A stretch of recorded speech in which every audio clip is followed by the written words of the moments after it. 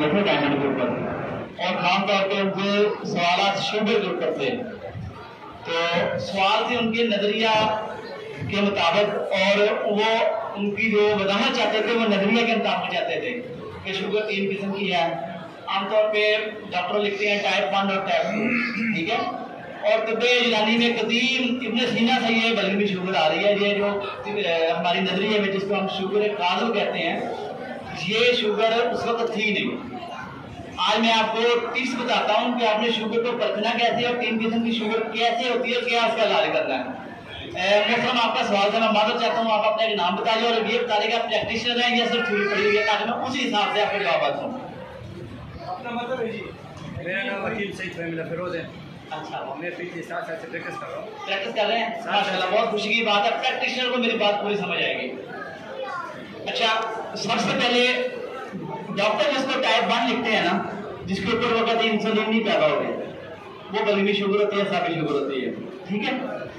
اچھا، جو ٹائپ 2 ہے جس کے اندر انسولین پیدا ہوتی ہے لیکن انسولین ریزسٹنس ہوتی ہے، ایسے مریضوں کا آپ جب لپڈ پروفائل کروائیں گے ان کا ٹی ڈی بڑا ہوا ہوگا، ٹھیک ہے. یہ میں پریکٹس کی بات کر رہا ہوں، سنی سنائی باتیں نہیں کر رہا ہوں.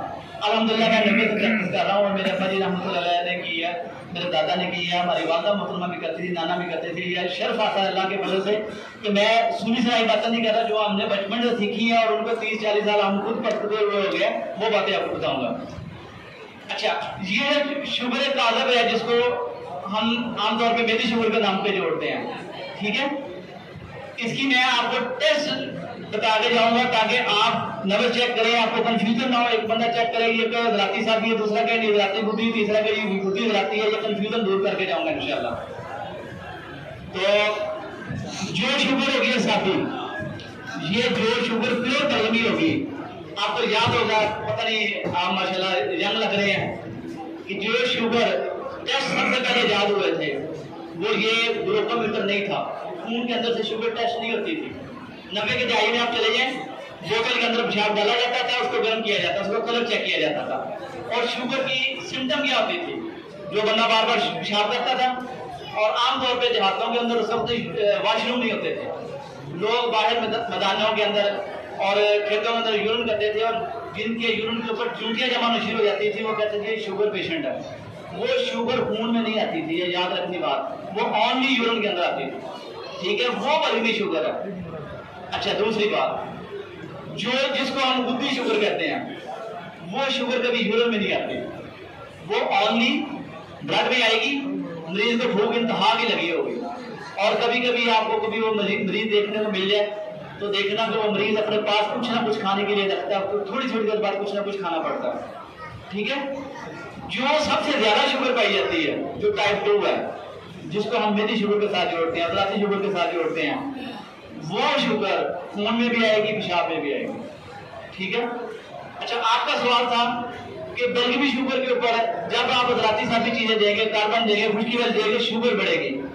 تو میں آپ سے ایک چھوٹا سا سوال کرتا ہوں، جتنے نسخے مشہور ہیں شوگر کے لیے جو عام طور پہ بیان کیے جاتے ہیں، پری ڈوڈی خشک، افسندین خشک، چراٹا خشک، مگر کریلے خشک، یہی چیزیں بیان ہوتی ہیں نا، جامن کے گٹھلی خشک، یہ کام کرتی ہیں. آج بھی تھوڑی بڑی تمہ بیان کیا جاتا ہے، کیوں کرتی ہیں؟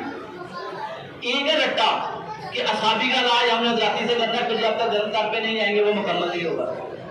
ایک ہے پریکٹیکل، آپ بلغمی مریض ہو، چاہے ذراتی صافی کا مریض ہو، چاہے میری شوگر کا مریض ہو، جب بھی آپ اس کو خوش کر دیا دیتے ہیں، شوگر ایک دفعہ اس کی گر جاتی ہے، لیکن کچھ ہفتے بعد بڑھنا شروع ہو جاتی ہے کہ گیس مریض بڑھ جاتی ہے، ٹرائیگلیسرائڈ مریض بڑھ جاتے ہیں. اصل وجہ یہ ہوتی ہے، میں پہلے عرض کر رہا تھا جب صبح میں نے اپنا نسخہ بیان کیا کہ جو بندہ ہیرا بنائے، سونا بنائے، چاندی بنائے، کاپر بنائے، کچھ بنا لے، اگر اس نے مریض کا ٹی جی نارمل نہیں کیا، اس نے لپڈ پروفائل نارمل نہیں کیا، وہ کبھی شوگر کا کامیاب علاج نہیں کر سکتا. اس کے بعد بابا نعیم صاحب نے اس کے اوپر اپنا بیان کیا کہ میں بغیر دوائی کے شوگر کنٹرول کرتا ہوں، ہو جاتی ہے. اس کے اندر کاربوہائیڈریٹ بند کر دیتے ہیں، ٹھیک ہے، لیکن پوری مریض کاربوہائیڈریٹ دیتا ہے پھر شوگر بڑھنا شروع ہو جاتی ہے.